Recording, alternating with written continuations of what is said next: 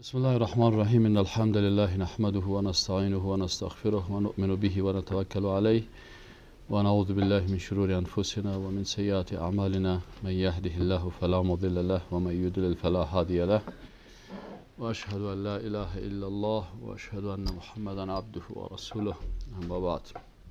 الله هنوزم توفیق بده که ما این درسای عقیده را دوام بدیم و کسایی که در بعضی درس‌ها اشتراک ندارن الله برشان توفیق بدن که سی دی های زیر هم خودشان بشنون، هم به فامیل خود نشان بدن. در درس گذشته ما و شما دو موضوع را، یکی موضوع اله بود و یکی طاغوت بود و سر طاغوت زیادتر بحث کردیم که طاغوت گفتیم کسایی که دوستایی که تشریف نداشتن خلاصه‌اش میگم که درس اصلی برسیم. گفتیم که کلمه طاغوت که از طغیان گرفته شده یا اشتقاق شده که طغیان به معنای تجاوز از حد و اندازه هست. و طاغی و طاغیه هم میگن. اینجا طاغی که میگن طاغیه میگن طاغیتون تی تانیس نیست. ایتای چی است؟ ایتای مبالغه هست. یعنی بسیاری وقتا میگن طاغیه یعنی انسانی که بسیار سرکشی میکنه اینو طاغیه میگن در عربی. خب برای مرد هم استعمال میشه. مثلا میگه فرعون طاغیتون. فرعون چی بود؟ طاغی بود به خاطر که بسیار طغیانگر بود. خب از حد تجاوز میکنه و کسی که مخصوص الله هست او را به خود چی میکنه؟ نسبت میده. اینو طاغی میگن. چیزی که مربوط الله هست او را به خود نسبت میده. خب و معنای طاغوت هم خواندیم در هفته گذشته. گفتیم کسی که تجاوز از حد میکنه یا خود معبود جور میکنه انسان یا متبوع جور میکنه و یا هم مطاع که اطاعت. از این خاطر باز تقسیم بندی های طاغوت آمدیم. گفتیم که طاغوت چند قسم است؟ 3 قسم. یکی طاغوت مطبوع بود، میم ت ب واو عین. یعنی طاغوت مطبوع کدام یکی است که در حلال و حرام، در قوانین جایز و ناجایز، در قوانین در شریعت الهی به عوض الله و رسولش او میخواد که مطابقت از او شود. اینا که غالبا طاغوت مطبوع مربوط به علما و راهبا و عمو بزرگای مثلا صوفیا و اینیا داخل میشه. او علمایی که مردم به عوض شریعت الله حلال و حرام صلاحیتش به خود میته، پس این انسان در جمله طاغوت حساب میشه. و نصرانی ها همی کار کرده بودن. گفتیم که اونا اتخذوا احبارهم و رهبانهم اربابا من دون الله. و وقتی که عدی بن حاتم پیش رسول الله صلی الله علیه و آله و این موضوع را پرسان کرد، باز رسول الله هم بهشان گفت که اینجا منظوری نیست که تو رب یک کسی را بسازی که تنها او را سجده بکنی یا رکوع بکنی، بلکه اگر سجده و رکوع کردی او را هم معبودت ساختی و اگر احکام از او را سر تطبیق کردی که حلال الله را حرام ساخت تو گفتی والله سه. مثل که بسیاری وقتا کفتر را نمیخورن. چرا این کفتر والا فلانی شخص برای ما گفته این کفتر را نخورین، این کفترای چطورکای کفتر الله حلال کرده. در افغانستان مردم حتی قصابا نمیکشن. بسیاری کسا بگم کفتر را بکش، میگن نه بیادر والا زمین کشتن کفتر محکمه که پس یه حلال الله را چی کردن؟ حرام کردن. خب اینال ای طاغوت مطبوع بود. دیگه طاغوت مطاع بود که میم تو الف عین که اطاعت میشد. این غالبا مربوط به چی میشه؟ طاغوت است که به عوض احکام و شریعت الهی قوانین و دستورهای خود را بر مردم تحمیل کنن. یک کسی هست میگه عوض قانون الله شریعت الله ما قانون برتان میسازم. و این شامل کدام مردم ها میشن؟ این طاغوت ها شامل پادشاه ها میشه، رئیس جمهورها میشه، رهبرای سیاسی و حکومتی میشه و پارلمان های میشن که اینا شریعت الله را ترک کردن، قانون خود جایگزین شریعت الله میسازن. بر خود صلاحیت میدن که برای مردم قانون بسازن و قانونی که ضد قانون الله هست. الله میگه که بانک سودی نباشه، پارلمان میگه باشه این بانک سودی ما فیصله کردیم که باید باشه. الله میگه که شراب حرام است، پارلمان هند میگه که صاحب ما فیصله کردیم که شراب چی است؟ در هندوستان حلال است و مردم میتونن از استفاده بکنن. الله میگه که مثلا همجنسگرایی حرام است و پارلمان بسیاری از کشورهای غربی هستن میخیزن برشان میگه که همجنسگرایی اینجا مشروع هست و درست است و هیچ کس نمیتونه با این مخالفت بکنه. پس اینا چی هستن؟ یا دلیل چی است؟ یریدون ان یتحاکموا الی الطاغوت. و در آیت دیگه میگه ولقد بعثنا فی کل امه رسولا. الله میگه در هر امت ما یک رسول فرستادیم ان اعبدوا الله، شما عبادت الله را بکنین و اجتنبوا الطاغوت و از طاغوت اجتناب بکنین. یعنی شریعت الله را تطبیق بکنین و از قانون و از نظام طاغوت خود دور بسازین. علامه سید قطب هم گفتیم که رحمه الله در کتاب خود میگه فرعون ادعا نمیکرد که او خالق و تدبیر کننده کائنات است، همچنان برای مردم نمیگفت که شعائر عبادت در مقابل وی انجام، بلکه ادعای حاکمیت میکرد و میگفت که تطبیق قانونش بالای مردم میگفت شما قانون مرا تطبیق بکنید. پس او فرعون ادعای حاکمیت میکرد، میگفت که الله میگفت که ان الحکم الا لله. موسی علیه السلام برای مردم میگفتن که حاکمیت مربوط الله است. فرعون میگفت که یا ایها الملأ ما علمت لكم من اله غیری، بغیر از من اله ندارین. علامه سید قطبی رو تفسیر میکنه در تفسیر فی ظلال القرآن، میگه منظوری نبود که او میگه بیاین بر من سجده کنین. فرعون کس رو نمیگه بیا بر من سجده کو، بیا بر من رکوع بکو، بیا به نام من نظر بیار. فرعون رو نمیگه. فرعون طاغوت سیاسی بود، طغیان سیاسی کرده بود، به عوض سیاست الهی سیاست فرعونی را تطبیق میکرد. به عوض قانون اساسی و قانون شریعت الله بر خود قانون دیگه ساخته بود، از این اطاعت بکنید. از این خاطر من فرعون است. خب موضوعی که امروز سرش بحث میکنیم که آیا طاغوت فرد است؟ سوالی که امروز سر موضوع بحث میکنیم درس امروز ما این است که سوال میشه که آیا طاغوت فرد است و یا حزب است و یا یک فکر و اندیشه هست؟ خود طاغوت آیا فرد است؟ فرد طاغوت میگیم، یا به شکل یک حزب میباشه و یا به شکل یک اندیشه میباشه. وقتی من تحقیق کردم در کتابا و در آیات و در احادیث و تفاسیر و نظریات علما، سر از جا که بحث کردیم طاغوت به اشکال مختلف می باشه. طاغوت گاهی به شکل در لباس فرد میه، گاهی در لباس یک حزب میه و گاهی هم در لباس یک فکر و یک اندیشه میه.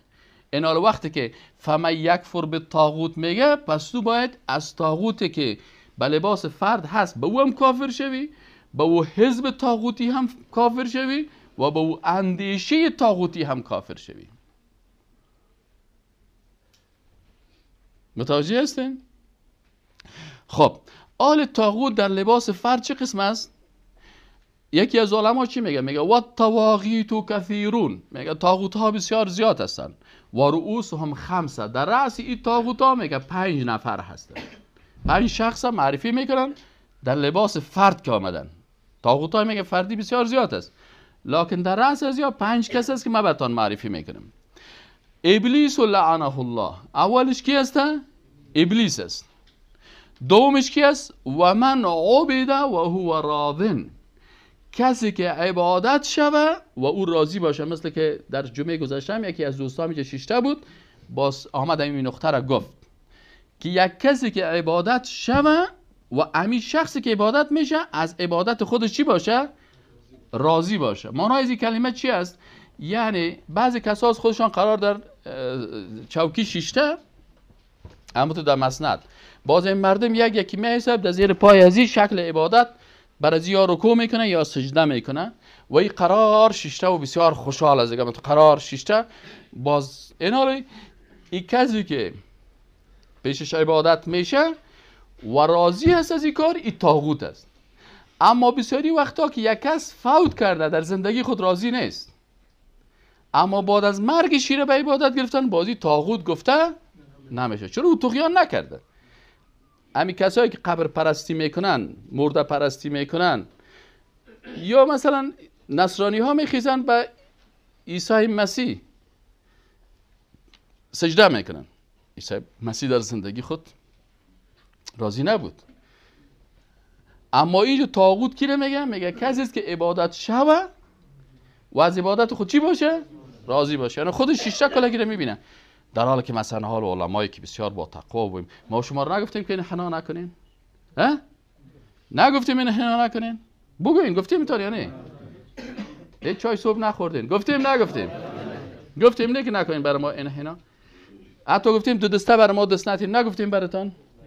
چرا دمی دو دسته که درس میدی؟ حتی بسیاری وقتا کس دست مماش میکنن، اگر چیز اختلاف از بعض علما میگه جایز است، بعضیا میگه درست نیست و چطور است و چرا است. خب مقصد ما میگیم نکن دست ما رو. ما چرا؟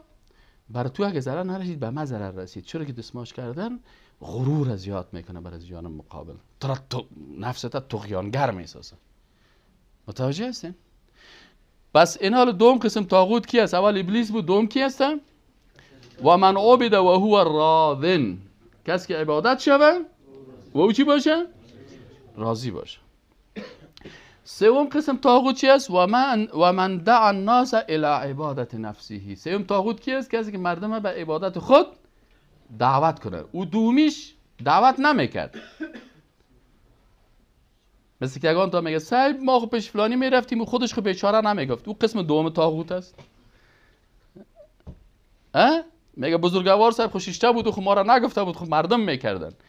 حالا بزرگوار دان نداره، خدا شرماندش، برش بگه که حرام است، شرک است، کفر است. رسول الله صلی الله علیه و آله نمیماندشه. متوجه هستین نیستین؟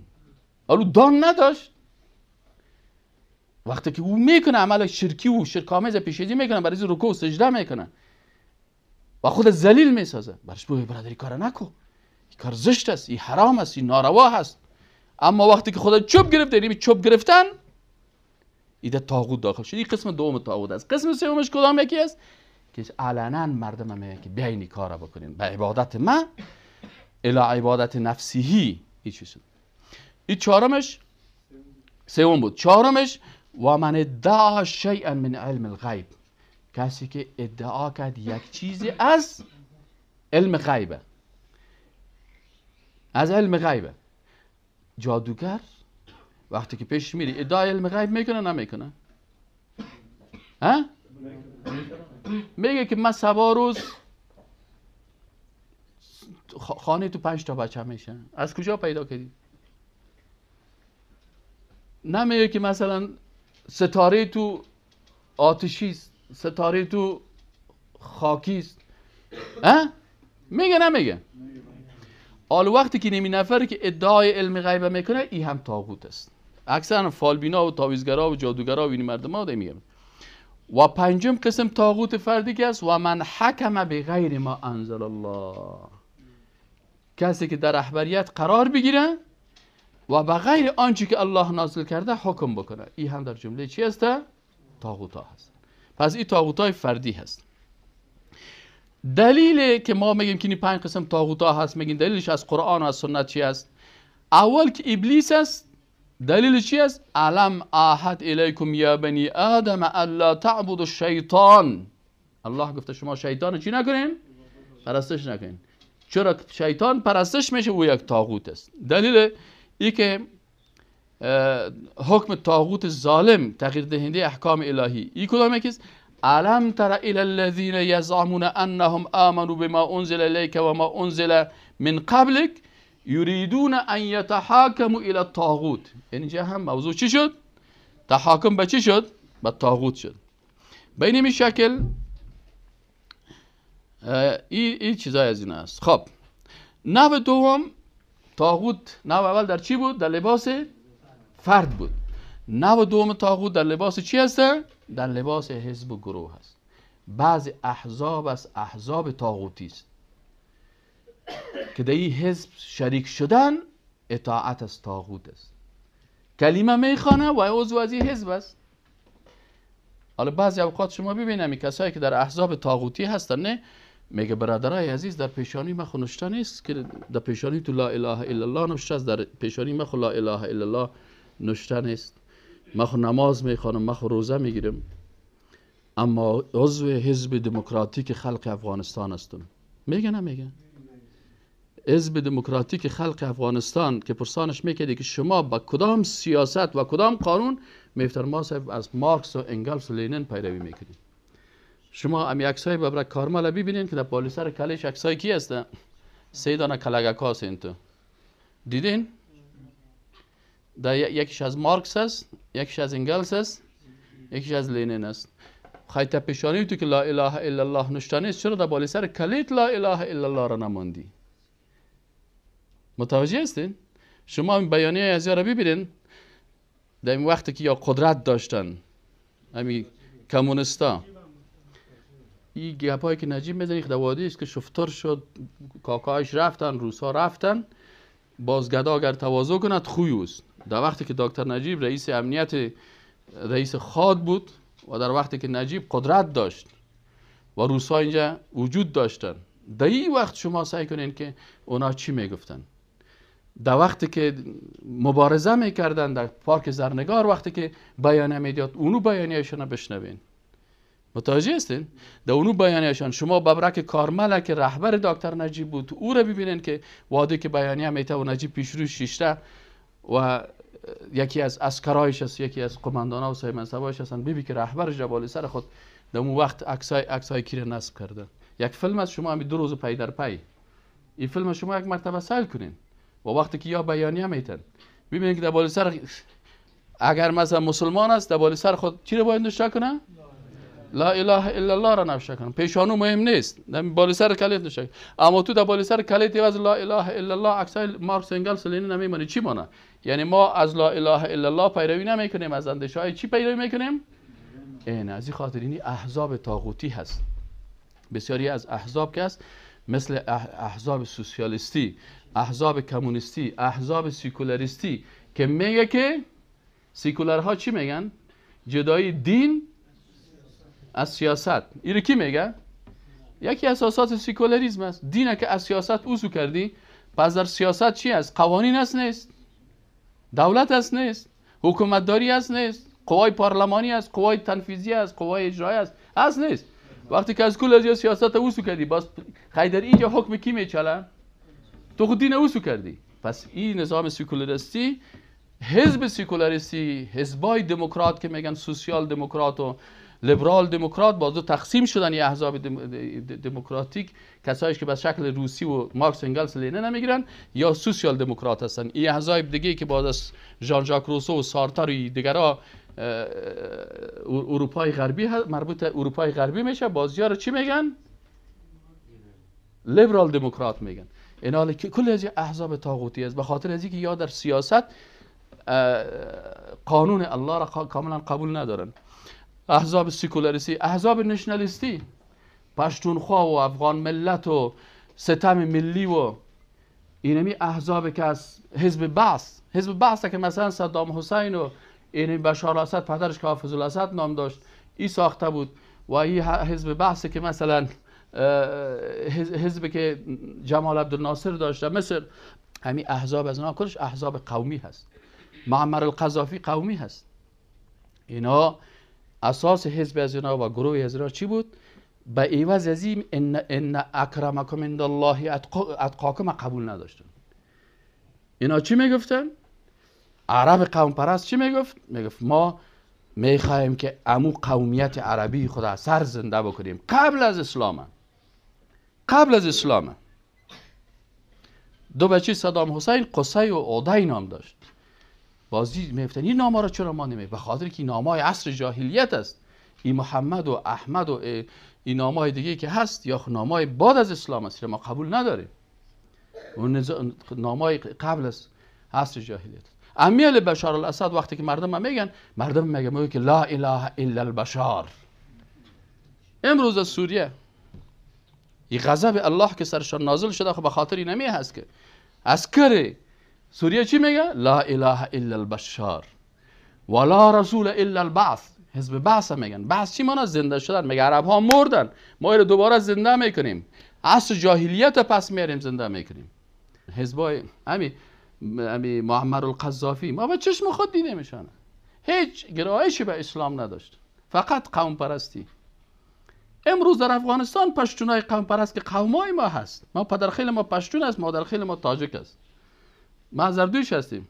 الف دو زران همیشه ما میخوانیم، الف دو زران، الف دو زرین، الف دو پیشون. صحیح نه؟ هم پشتون هستیم هم تاجک. لکن کت پشتونای قوم پرست وقتی که ششتیم، پشتون قوم پرست ان اکرمکم عند الله اتقاکم قبول نداره. میگه ما پښتانه یو، مونږ پښتو کوو. اینمی که مونږ پښتو کوو قرآن نکوو، اینمی کلمه کفری است.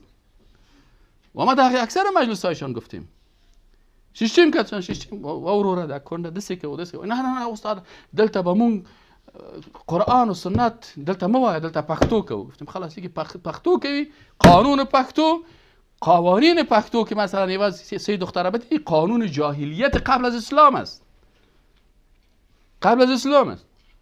که مادر خیلی خود که تاجیکان ششتیم که سعی ما تاجیک هستیم که ما تاریخ 5000 ساله داریم.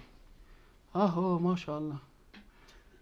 ان اکرمکم عند الله اتقاکم. میتونه با تقوا پشتون باشه، میتونه با تقوا تاجیک باشه، میتونه با تقوا بلال حبشی باشه، سیاه‌پوش باشه، میتونه با تقوا سلمان فارسی باشه. ان اکرمکم عند الله اتقاکم. ازبک قوم پرست میگه نه نه نه، اگر ازبک هستی یخشی، ازبک نیستی والله مسلمان هستم کلمه میگه یوق یوق یوق، بزن رو سوپرت. چرا یا یتحاکمون الی الطاغوت، یا به کی حکم میکنن؟ به طاغوت. پس این احزابی که به نام قوم جور شدن، به هر قومی که باشه حزب طاغوتی هست و اشتراک در این تحاکم به طاغوت است. اگه کافر به طاغوت میشه چطور در این حزب طاغوتی داخل میشه؟ پس کسی که در این حزب داخل شد در حقیقت حکم چی رو قبول کرد؟ حکم طاغوت قبول کرد، آنچه که به غیر ما انزل الله. چرا الله که است، الله که است، رسول الله صلی الله علیه و سلم نماینده اروپا صهیب رومی، نماینده افریقا بلال حبشی، نماینده آسیا سلمان فارسی، کلش در لشکر رسول الله صلی الله علیه و سلم. مسلمانی نمی هست، مسلمانی نمی هست که تو باید در انگیزه قوم پرست. هیچ متای قوم هستیم، از قوم خود منکر نیستیم لکن قوم پرست نیستیم، از وطن خود منکر نیستیم لکن وطن پرست نیستیم. الله را پرستش میکنیم، حکم الله را سر خود تطبیق میکنیم. پس احیانا طاغوت در لباس چی میآید؟ در لباس حزب و سازمان سیاسی و حرکت و تنظیم سیاسی. متوجه شدین؟ به ایشون. قسم سوم، طاغوت احیان در لباس اندیشه ها میآیند، افکار میآیند، افکار میآیند. مثل کمونیسم. کمونیسم یک اندیشه طاغوتی است. داروینیسم. الله میگه اینی جاعل فی الارض خلیفه ولقد کرمنا بنی آدم. داروین میگه نه، شما بنی آدم نیستین، بنی شادی هستین، شما اولاد شادی هستین. یک وقت صاحب یک جای رفتیم، یک سن زیاد شاگردا و ترام پیشان یک استاد شیشتم قواری استادم که برآمد، من دیدم یگان فدای دل آدم یگان گپ میگرده، پسان میبینه که راستی واقعیت است. همین پوز ازی شادی واره. کمی برآمد یک شاگرد من گفت استاد برام آخی 90 دقیقه ما را درس داد که این داروینی بودی پروفسور. داروین تو که داروین ما شادی هستیم، ما چطور هستیم، ما تطور کردیم، ما فلانی کردیم. آخر ما که رفتم ما کسی تو جره بحث نمیکنم، خب یک فکایی یک میگم برش یک خنده یک. ما گفتم بچه یک رای گیری میکنیم.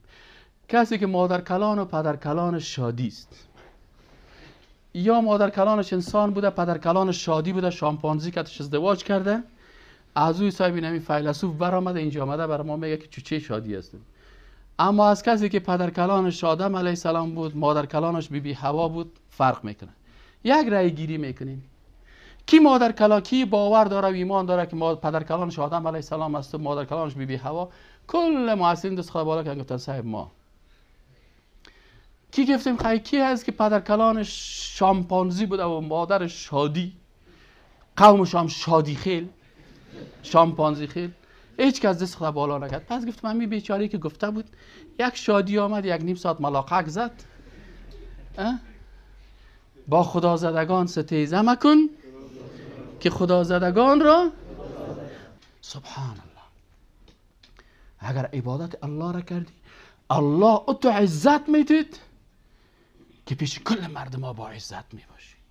و اگر از عبادت الله تیر شوی، امیل یکی از دوستا آمده میگه می کمونستا که در روسیه میباشن در اینجا میشه اقا میگه پیش روسا ذلیل هستن که کس گپشان هم نمیشنون، کس گپشان هم نمیشنون، دنبک میزنه و بس میگه برو گم شو، برو طرف. قصه ایشان که سبحان الله سایل کنی ایران میمونی.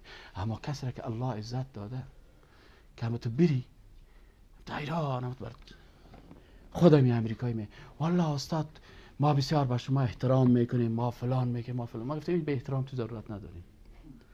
یک روز سفیر امریکا یک کس آمد استاد شما را به یک نان دعوت کرده و سفیر امریکا. ما گفتم حالا سمت می دروازه سیاه داخل نمیشه. ایش من روی خود که از این سیاه نمیکنم، از این میمانی اوترش نه صاحب به شما بسیار احترام دارم و نظریات دارم. من گفتم اگه نظریات مرا کار دارم اون رهبر چچن واره به رو برو کتما بشینه صحیح نه رهبر چچن واره احترام نکوده بالا بشینه ما در پایان تو رو برو کتما بشینه باز برش میگم که تو تروریست هستی، تو انسان کش هستی، تو خائن هستی، تو ظالم هستی، تو قاتل هستی. علابت همی قتل و جنایت و ظلم علابت بان که همی کره زمین مردم با صلح، با آشتی، با دوستی، با برادری زندگی بکنه. لکم دینکم ولی دین. اگه تو ولی اون دور ما غرض داریم ها اون دور میم تو را دینت ما را دین اشکت اون دور ما غرض ما بیچاره قرار دکانداری میکنه خوب پیسه‌دان است ولی در افغانستان ما از ما که وا خوب مست هستن. یک روز ما بسیار غیرت کردم رفتم گفتم تو باش که در خانه که 4 خوراک کباب بردم رفتم به بسیار غرور گفتم تو یک 4 خوراک کباب بر ما بده که من مده که بسیار آلخانه 4 خوراک کباب میبرن. دیدم یک گوندو آمد گفت به عدد یک 20 خوراک کباب بر ما بان. بازم گفتم سایکو عظمت اسلامه که در وطن ما این اوندو از ما که کباب خوبتر میخورن اما در وطن از او خدا شرمنده شما تر ولد می میانمار برین سیل کنین قریای مسلمانا رو چی میکنن در میتن. او حکم طاغوت است. حکم چی است؟ خب بعضی اوقات گفتیم طاغوت در لباس چی؟ اندیشه و فکر مثل کمونیسم، داروینیسم، سوسیالیسم، سکولاریسم، نشنالیسم، فاشیسم، شیطان پرستی و فلسفه های الحادی بیدینی. طاغوت کمونیسم چی میگه؟ طاغوت کمونیسم میگه که اندیشه اقتصادی اجتماعی که اساس اندیشش انکار خالق این کائنات و این که ماده اصلی وجود است. اونا میگن ما ماتریالیست هستیم. از این خاطر مارکس چی میگه؟ میگه دین که است این مخدر است، دیندارا که است کلش پودری است. فهمیدی؟ ما شما سر پودری ها خند میزنیم نمیزنیم. همین دیوانه است خدا زده چی کرده پودری است. مارکس میگه که چی است؟ دین تو را تخدیر میکنه، مخدر است. باش که دیندار نباشی، از دین باید چی شوی؟ دور شوی. تنها اسلام نمیگفت، دین مطلقاً هر دینی که باشه، یهودیت، نصرانیت، اسلام، هندویسم، کلش هم میگفت که یا مخدر هستن. از این خاطر یک اندیشه طاغوتی بود و مارکس یک طاغوت بود و اندیشهش اندیشه طاغوتی هست. یک روز یک کس آمد که این من کمونیست هم هستم در نماز مسجد هم میرم. گفتم تو بی‌عقل هستی. چرا؟ گفتم تو نمیفهمی، یا کمونیست نیستی یا مسلمان نیستی. چطور؟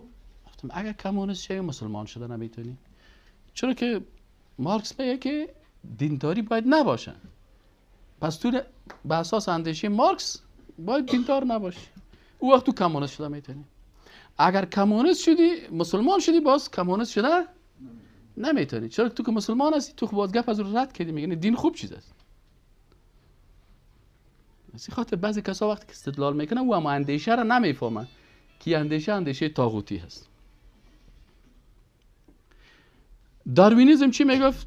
یک کسی بود به نام چارلز داروین در 1808 تا 1882 زندگی کرده، انگلیس بود.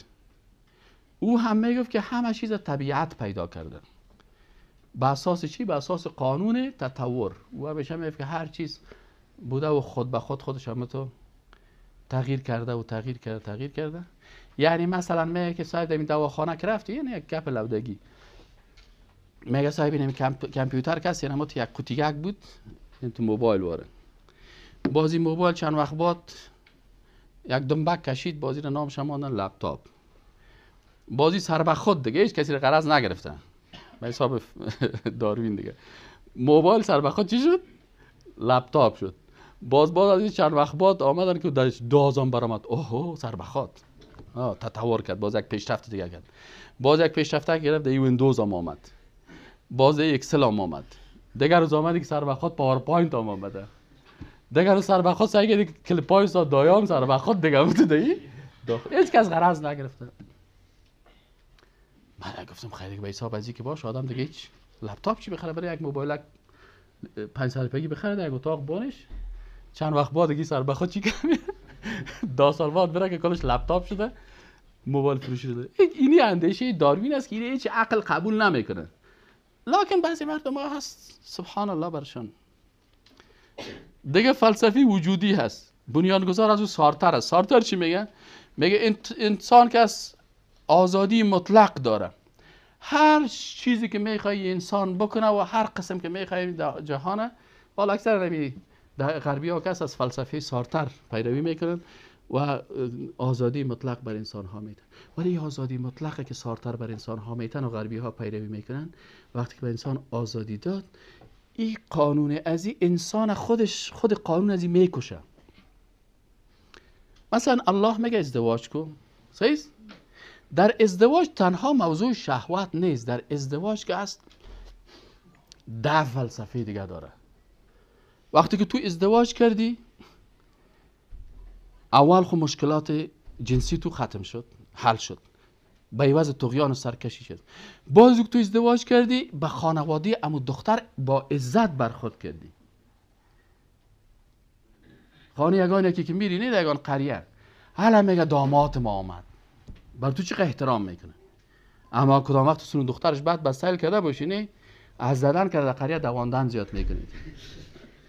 صحیح نه؟ پس عزت به خانواده از او است. الله ازدواج چرا فرض کرده؟ که خانواده خودت با عزت شدی، کرامت انسانی خود حفظ کردی، مادر از او را عزت کردی، پدر از او را عزت کردی، مادر خود با عزت ساختی، پدر خود با عزت، حقوق طفل در نظر گرفتی. وقتی که طفل امیال مثلا یک خارجی میبرش بگه what's your father name، امریکایا، بعضی کسایی که مثلا امی اسکرا امریکایی پرسان میگه what's your father name، حیران میمونه. فادر میگه مادرک تا هر کاری کرده دیگه، پدر از این خاطر بسیاری وقتا پاسپورت‌های خود تغییر دادن. در پاسپورت‌ها فادر نیم نیست، بسیاریش خدا معرفی نمیکنه، مادر اصلا نیست. هم تو استاد قیام میده نام از تخلص بیخی نام پدر چی کردن؟ از بین بردن. فامیلا بسیار فامیلا است که مثلا یک طفل که مادر خود زندگی میکنه. اینا چی شده؟ این قانون وقتی که انسان آزادی مطلق برش دادی، پس وقتی که بچه جوان شد میگه من ازدواج نمیکنم. زیاد مردم هست که ازدواج نمیکنن، میگه من آزادی مطلق دارم، هیچ ازدواج نمیکنم. یک دیدارش همجنسگرایی میکنن، میگه من آزادی مطلق دارم. اینمی همجنسگرایی ها و آزادی مطلق چند میلیون انسان مبتلا به HIV کردن، ویروس کردن. اما الله سبحانه و تعالی میگه بله تو آزاد هستی، لکن آزادی تو به این معنا هست که عزت دیگران را از بین نبر دیگه. سر هر فامیل و هر خانواده و سر هر کس حق تجاوز نداری. اگر با یک دختر ازدواج میخوای رابطه داشته باشی درست است، لکن رابطی تو باید رابطه صریح، آشکار، نکاح، ازدواج، اخلاق، تربیه، کل ازی باید باشه. فلسفه وجودی، طاغوت سکولاریسم یا چی اندیشه دارن؟ یا میگن فقط اینمی عقل است و مصلحت عامه که خود انسان برای خود میفهمه دیگه. این مسائل این اکثر سکولاریسم به نام لادینی ترجمه میکنن یا به نام قانون دنیوی که از آخرت و دیگه پا انکار میکنن. و این علاقه جدای دین است اصلا جدای دین از سیاست میگن، لکن اصل قاعدهشان این است که جدای دین از جامعه. در تعلیم تربیت دین نباشه، در اقتصاد دین نباشه، در سیاست دین نباشه، در روابط اجتماعی مسائل دینداری نباشه. دین کجا باشه؟ دین فقط اونم کلیسا هست. میرن در کلیسا، کس رفت روز یک شنبه در مداخل کلیسا هر چی که میکنی بکن. اما از او که بیرون برآمدی در مکتب و مدرسه و پوانتون و پارلمان و حکومت و وزارت و ریاست و گپا، اینجا جای دین نیست. طاغوت سکولاریسم است. طاغوت نشنالیسم این هم یک اندیشه ابلیسی شیطانی هست که زیادتر طرفدار ازی آدولف هتلر بود و ماسولینی فاشیسم زیاد چیز میکرد و هتلر زیادتر نشنالیسم که زیادتر اینا به قوم و قوم پرستی و نژاد پرستی و این گپا هستن. و نلسون ماندیلا 27 سال در زندان بود. سبحان الله. و این پرسان کردن چرا تو 27 سال در زندان زندگی کردی؟ گفت به خاطر ازی که در جنوب افریقا او وقت در سالهای اولی که اروپایی ها رفته بودن با در سر هتل‌های خود نشته کرده بودن که dogs can enter in this hotel but black not. سگ در هتل داخل شده میتونه، اما سیاه‌پوست داخل شده نمیتونه. نلسون ماندلا 27 سال در زندان ماند فقط به خاطر یک هدف. گفتن چی میخواستی که 27 سال در زندان ماندی؟ گفت ما همین قدر میخواستم برای سفید پوستا قناعت بکنن که سیاه‌پوست هم چی است؟ انسان است. انسان است. انسان است. با انسانیت. و هیچ حتی در هتل‌های خود سگ اجازه میدن انسان سیاه‌پوست نه. در حالی که یک پروفسور هندی راما کرشناراو میگه من هندو هستم، مسلمان نیستم، یک کتاب نوشته کرده به نام محمد درباره شخصیت رسول الله صلی الله علیه و سلم.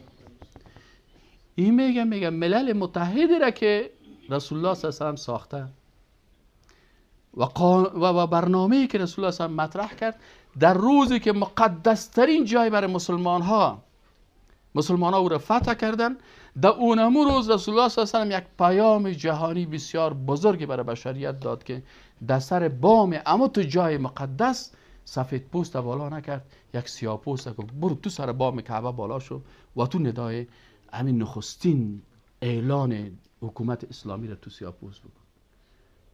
برای بشریت قناعت داد که هیچ سفید پوست از سیاه پوست برتری نداره، هیچ عربی بر عجم برتری نداره. کلکم من آدم و آدم من تراب.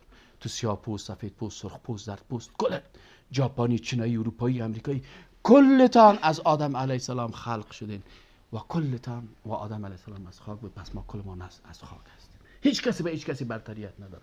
ان اکرمکم عند الله اتقاکم. با تقوایتان. از این خاطر بلال حبشی رو کلی خوش داشتن. سیاه‌پوست بود، غلام بود، قوم پیغمبر نبود، قریشی نبود، عرب نبود. لکن برعکس از او ابو لهب کلی صفات ها را داشت. عرب بود، کاکای پیغمبر بود، قریشی بود، سفید پوست بود، بزرگ قوم بود. حتی میگه کوماش هم تو سرخ میده. ابو لهب چرا میگفتن کوماش هم تو سرخ میده؟ میگه کوماش هم تو آتش وارست. لکن گفت سایصلا نارن، سر کومایکای سرخت بازی نکو ابو لهب. در دوزخ، آتش دوزخ داخل میشه. و زنایی که از کسایی که به حکم طاغوت مصروف هستن از شوهرهای طاغوت خود پیروی میکنن، اونها را هم گفت که و امرأته حمالة الحطب، او هم داخل دوزخ میشه. اما برعکس خانم فرعون شوهرش یک طاغوت بود لکن خانمش یک مسلمان بود و او را بر ما و شما الگو بیان کردن. ضرب الله مثلا للذین آمنوا. این موضوع را باور بکنید. من با یک زن آلمانی که از افریقای جنوبی آمده بود گفت من آلمانی اصل هستم، در افریقای جنوبی زندگی میکنم. حقوق زن در اسلام گفت. من گفتم الگوی ما یک زن است در قرآن. گفت زن از گفتم بله. قرآن شریف ترجمه انگلیسیش پیش ما بود، باز کردم برش همین آیت قرآن گفتم تو بخون.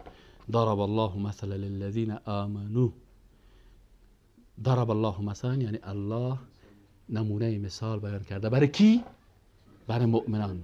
برای زنا گفت یا بر کل مؤمنان؟ زن و مرد. کی را؟ امرأت فرعون. پس رهبر ما و نمونه مثال ما و شخصیتی که ما به او اقتدا بکنم، از او شخصیت خود جور بکنم، یک زن است، خانم فرعون. و یک دختر است و مریم ابنت عمران. باور بکنین این موضوع را. امی زن از من تقاضا کرد گفت همین قرآنم بر من بده و همین صفحه‌اش هم نشانی کرد و همین گپای مرا اونجا یادداشت گرفت و از من تقاضا کرد گفت اگه شما، من وقت میگیرم، گفت من از میدیای اروپا هستم، بر شما وقت میگیرم که با مردم اروپا گپ بزنین که بفهمن مردم که در قرآن چقدر حقوق زن و چقدر شخصیت زن عالی است. من گفتم برای من مشکل نیست. خب بازو که رفت البته دیگه کیوره میمونه دیگه که اگه ما روانه خب باز اروپا گپش خراب میشه. و خود آدم سیر کی میمونه و اکثر میره یک کس را پیدا میکنه که بونگ بونگ بونگ بونگ بونگ بونگ بونگ بونگ بونگ بونگ از اسلام دفاع میکنه، خودش در اسلام داخل نیست. خود یک آدمی هست که سعی کنی نه خوارج به مسلمان میمونه و نه گپ زدنشون از اسلام معلومات داره. اما تا آدمی که بتونه شخصیت زن در قرآن، تو به خدا از اینکه شخصیت زیاد میشه کل مردم بر پیغمبر میگه، بر صحابه پیغمبر میگه که نمونه مثالتان کی است؟ خانم فرعون و مریم ابنت عمران. یک زن و یک دختر. واره برای ما اقا شخصیتشون عالی بیان کردن. و چی کردن؟ در اروپا که رفتید، در اروپا که بری شخصیت زن چه قسم است؟ در این پشت هر مجله یک زن، بازکاش یک لباس داشته باشه، یک چادر داشته باشه، یک چیز خوبش داشته باشه. فقط اما هر فیلم بردار به اساس اخلاص خود ایرسای برهنه ساخته. اونجا خیلی فیلم برداراش هم خاطر مثل فیلم بردارای ما آدمای با شخصیت و اتوریج داشته باشه و خوب مت با تقوا باشه چی است. اونجا که صاحب سال کنه نه صاحب دامنه که یک ذره هم قیچی کو. از این طرف راست هم یک قیچی میکنه و از طرف چپ هم قیچی میکنه. علاوه چطور بازون اکسایز رو میده اونم کارا با تجارت شد. در اونجا شخصیت برای زن نیست. شما در اروپا رفتین دیدی؟ در اینترنت شما شخصیت زن کدام ملاحظه کردین که زن اروپایی یک بندازی یک جوره بوت شخصیت داشته باشه، بوت لیلام میکنه زن میچرخونه. اما در قرآن عظیم الشان برای زن شخصیت بسیار عالی میده. برای ما مردها خانم فرعون و بیبی مریم یک زن و یک دختر الگو هستند، نمونه مثال هستند. من شخصیت خدا باید از شخصیت خانم فرعون بگیرم، من شخصیت خدا عفتی که بیبی مریم داشت، عفت خدا از عفت از اونها بگیریم به این اندازه. سبحان الله. پس طاغوت نشنالیسم که است، طاغوت نشنالیسم چرا اندیشه نشنالیسم اندیشه کفری است؟ به خاطر از اینکه قوم پرستا میگه انا خیر منه. همین جمله را اول کی گفته؟ ابلیس گفته نگفته؟ ابلیس نگفت که ما از آدم کده بهتر هستم. قوم پرستا نمیگه که ما از وا کده بهتر هستیم. پختانه نوایی که مونگل پارسیوانان و ازبکان هزارگان نخیو وایی که نوایی تاجیکای قوم پرست نمیگه که وطن دار ما که هستیم. خب ما دیگه خب تاریخ داریم و اوغونکا چی هستن؟ یا اوغونکا در چشم ما نمیاین یارو بخیر بدوان نمیگن. ازبکای قوم پرست نمیگه که ازبک هست ما با ازبکی میخوایم. ازاری قوم پرست نمیگه که والله نه ازرک باشه باید ازره باشه. ازبک و پشتون و تاجیک او سپرتون. پس اندیشه نشنالیستی اندیشه چی است؟ شیطانی و ابلیسی هست. چرا گپ ابلیس تکرار میکنه؟ ابلیس چرا لعنت شد؟ لعنت الله سرش نازل شد به خاطر از این لعنت الله نازل شد که گفت انا خیر منه. این حال این شعار چی است؟ یهودی‌ها چرا لعنت خدا سرشان نازل شد؟ گفتن نحن شعب الله المختار. گفت ما ملت برگزیده الله هستیم. در پروتکل 14 از اینا هست که یا چی هستن؟ خدا برتریت میده. آخرین موضوعش که حکم معامله با طاغوت چی است؟ کسایی که با طاغوت معامله میکنن، یکی حکم اعتقادی هست و یکی حکم عملی هست. حکم اعتقادی چی است؟ که انسان مسلمان از نگاه عقیده تا زمان مسلمان گفتن همیشه که به افراد طاغوت چی فرد باشه، چی حزب باشه، چی اندیشه باشه به این کافر نشه. چرا الله سبحانه و تعالی در آیت قرآن چی میگه؟ در سوره بقره آیت 256 لا اکراه فی الدین قد تبین رشد من الغی فمن یکفر بالطاغوت. پس کسی که کافر شد به کی؟ به طاغوت. کدام طاغوت؟ کلش، فردیش، حزبیش، اندیشویش، به هر سهش. فمن یکفر بالطاغوت و یؤمن بالله. بعد از او ایمان به الله آورد. اول باید چی کنی؟ لا اله بگویی. لا اله. فهمیدین نه؟ بعد از او الا الله بگویی. اول کافر شوی به طاغوت، باز به الله ایمان بیارین. فقد استمسک بالعروة. اینی مسلمان قرآنی هست. اینی مسلمان است که مطابق قرآن و سنت زندگی میکنه. خب و یکی از علما چی میگه؟ میگه هذا هو معنی لا اله الا الله. اینی معنای لا اله الا الله. فهمیدین معنای لا اله الا الله؟ کافر به چی شوی؟ نیست هیچ کسی که ذاتش عبادت شوه و شریعتش تطبیق شوه و قانونش تطبیق شوه الا الله. بغیر از کی؟ الله. این نشانه چی است؟ از این خواهد در اتحیات زمین اول اتحیات تا که مولا سلام میده باید کلکت این قسم بگیری. یگانه که با زمین اول نکشد تو میکنه این قسم بگیری غلط است. اصلش اینه مترس که زمین اول بگی الا الله در اتحیات کشیشتی. زمین سر دانید در زمین اول باید باشید. فهمیدی نه؟ این حال میگه دوم حکم عملیش است. حکم عملی طاغوت است عدم تسلیمی و رضایت به حکم طاغوت. به حکم ازی تسلیم و راضی نشی. از این خاطر علم تر الی الذین یزعمون انهم آمنوا بما انزل الیک و ما انزل من قبلک یریدون ان یتحاکموا الی الطاغوت. اینجا الله سبحانه و تعالی چی میگه؟ میگه آیا شما نمی‌بینید به کسایی که و گمان میکنه که ما مسلمان هستیم؟ الله میگه یا گمان میکنه این مسلمان نیستن. یزعمون انهم آمنوا بما انزل الیک و ما انزل من قبلک یریدون ان یتحاکموا الی الطاغوت. یا میخوان که تحاکم به طاغوت بکنن، یعنی حکم بالایشان طاغوت ها بکنن. و قد امروا، در حالی که مردم امر شدن که ان یکفروا به، که به طاغوت کافر شوند. این طاغوت چی هست؟ و یرید الشیطان ان یضلهم ضلالا مبینا. میگه شیطان میخواد که یارو گمراه کنه، خوب گمراهی یاد کنه. پس انسان نباید به حکم طاغوت خود چی کنه؟ خود تسلیم بکنه. میگه فمن یکفر، پس کسی که کافر شد.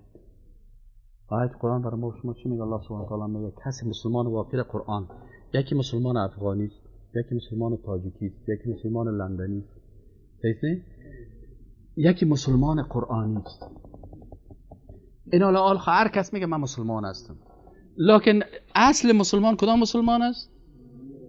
مسلمان قرآنی. در اینجا الله میگه که مسلمان قرآنی کی است؟ فمن یکفر بالطاغوت، پس کسی که کافر شد به کی؟ به طاغوت. گفت لا اله، کلش نفی کرد، گفت کلش رد کرد. باز میگه و یؤمن بالله، یعنی مسلمان شدن یک مرحله نفی است، یک مرحله اثبات است، یک مرحله تخلیه هست که باید خود از افکار طاغوتی و اعتقادات طاغوتی چی کنی؟ پاک کنی. رو تخلیه میگن. بعد از ایمان به الله بیاری. فمن یکفر به طاغوت، اول باید به طاغوت چی شوی؟ و بعد از و یؤمن بالله، بعد به کی ایمان بیاره؟ به الله ایمان. تو نمیشه که به طاغوت ایمان داشته باشی و هم به الله، یعنی اردوی با هم یک جای شده نمیتونه، باید به یکیش کافر شوی. پس الله سبحانه و تعالی چی میگه؟ میگه فمن یکفر بالطاغوت و یؤمن بالله، اگر این کار کردی که به طاغوت کافر شدی و به الله ایمان آوردی، فقد استمسک بالعروة الوثقی، اینی میگه به رسمان محکم الهی که قرآن است، به این تمسک ورزیده، به این چنگ زده و این محکم گرفته. لا انفصام لها، که بر از باز جدایی نیست، واقعا تو ارتباط با خالق متعال مستحکم شده. والله سمیع علیم، الله هم شنوا هست و هم عالم است که تو چی میگی. از این خاطر این حال در معاملات با طاغوت، کسایی که با طاغوت معامله میکنن، علامه محمد قطب میگه انسان مسلمان که از 3 سنگر داره.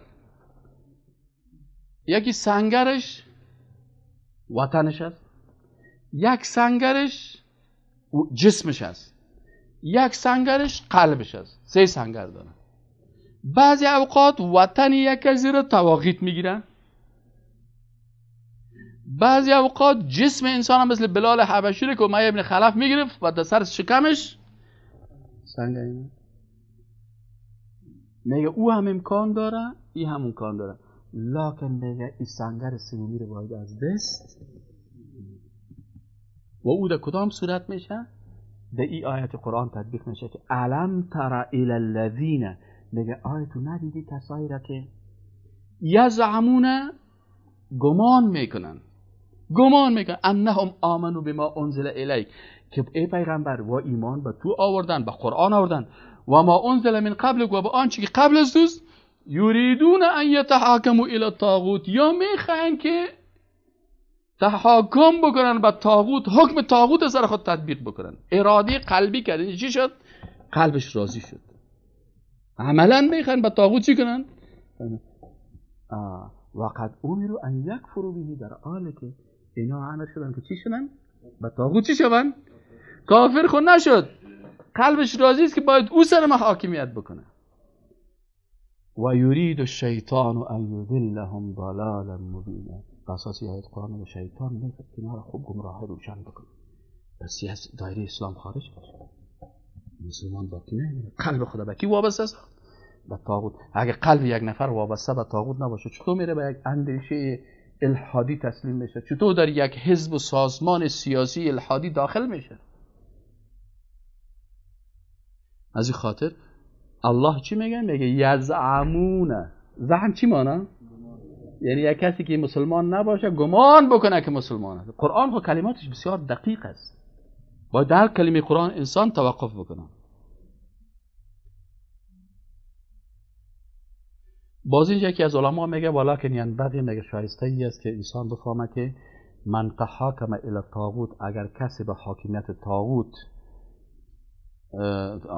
طاغوت پر قبول کرد، او حکم بغیر ما انزل الله، یا حکم کرد بغیر آنچه که نازل شده، و اعتقد، و این انسان عقیده کرد که ان حکمهم اکمل و احسن من حکم الله و رسوله، و تو عقیده کرد که والله ما سوسیالیسم قبول کردیم به خاطر که اقتصاد سوسیالیستی از اقتصاد قرآن که خوبتر است، یا اقتصاد امریکایی از اقتصاد کپیتالیستی از اقتصاد اسلام که خوبتر است، نظام اجتماعی از را و نظام فکری از اون که بهتر است. اگر او تو فکر فهذا ملحق الكفر الاعتقادی، میگه این کافر اعتقادی شده، مخرج عن المله، المخرج، میگه از ملت اسلام چی شده؟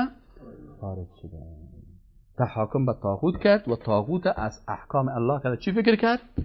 برتر فکر کرد. مثل بعضی کسا هست تلویزیون ها میگه حالا فعلا شریعت اسلام قابل تطبیق نیست، حالا وقت تطبیق شریعت اسلامی نیست، قانون قرآن نیست، حالا فعلا قرآن دمو زمانه بود، حالا یه عصر نیست، حالا قرن 21 است، حالا مردم مریخ رفتن. میگن نمیگن؟ پس اینی گپ پیدا که میزنن، اینی گپ ها چی است؟ این مردم هایی که این کفر اعتقادی هست، از دایره اسلام خارج میشن. و اما من لم یعتقد ذلك لكن تحاکم الى الطاغوت، لکن یک نفر میگه عقیده نکرد به این، لکن تحاکم به طاغوت کرد، طاغوت ها سرش قانون میچلاندن، و هو یعتقد ان حکمه باطل، میگه که والا این حکم خود فیصله را به حساب قانون طاغوتی کرد، لکن این حکمش باطل است، عقیده نکرد، لکن قانون از رو سر خود چی کرد؟ تجربه. فهذا من الكفر العملی، میگه این کفر اعتقادی نیست، کفر چی است؟ عملی هست، و این بسیار خطرناک است. آفرین، این کسایی در اروپا و امریکا زندگی میکنن یا در کفر چی داخل هستن؟ کفر عملی. هیچ گپ نیست من برم در فلانی جای زندگی میکنم که اونجا کمک زندگیش خوبش است، یا کمک اشتکا خوب مکتب میخوانه، مادر اولادا باز خوب میتونه که آزادی بیان داشته باشه و آزادی لباس داشته باشه و آزادی اوبازی داشته باشه و آزادی نگهبان داشته باشه. بازوسه اینا لیا با تحاکم چی میکنن؟ اگر چی ما راضی نیست میفهمیم که حکم از غلط است، قانونشان غلط است، فلانی است، فلانی است. این چیز است. ان شاء الله تعالی فرق بین تشریع و تقنین و بعضی موضوعات دیگر در هفته آینده بخیر خواهد خواندیم. و السلام علیکم و رحمت الله. بسم الله الرحمن الرحیم. درس امروزی ما که بود در رابطه با طاغوت بود که طاغوت به چه نوع میتونه ظاهر شود، که به سه بخش بود. یک به شکل فرد می باشه و بعضا به شکل حزب می باشه و بعضا به شکل اندیشه و یک فکر. به شکل فرد که میتونه ظاهر شود، این در از خود به پای نوع می باشه که اول خود شیطان می باشه، که در اول خود شیطان از طاغوت است، و دومش شخصی که عبادت میشه و خود از او راضی می باشه به ایزی که عبادت شود، و شخص سوم یا نوع سومش کسی که خودش مردم را دعوت میکنه به این که مردم باید او را بپرسه، او را عبادت بکنه. و شخص چهارم یا نوع چهارم کسی است که از غیب صحبت میکنه و از غیب حرف میزنه، میگه که به غیب آگاه است. و نوع پنجمش کسایی هستن که حکم میکنه با اون چیزی که بدون از او که الله نازل کرده با غیر از او حکم میکنه. اینا پای نوع از طواغیت هستن که به شکل فردی و یا مفرد ظاهر میشن. نوع دومش به شکل حزب می باشه که اینا همی فعالیت های طاغوتی خدا که اینا طاغوت شدن، همی فعالیت های خدا به شکل حزب و شکل گروه اینا انجام میتن، که مثلا کمونیسم و یا نشنالیسم و یا فاشیسم، که اینا در اول در شروع اینا خودش یک فکر بوده که از فکر آمده به شکل فرد تبدیل شده، بعدا از شکل فرد به شکل پیشرفته‌ترش آمده که اینا به شکل حزب تبدیل شده و فعالیت خود به شکل حزبی میکنن. از این نوع طاغوت است که به شکل حزبی اینا ظاهر میشن.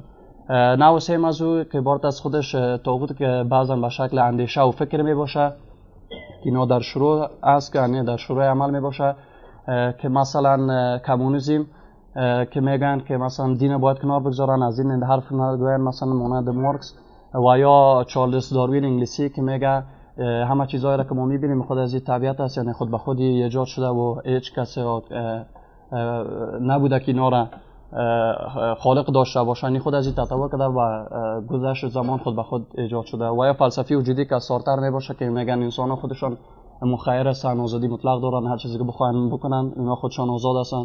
و یا مثل هتلر که اینا نشنالیسم بودن، یعنی قوم پرست بودن، قومیت اینا بیشتر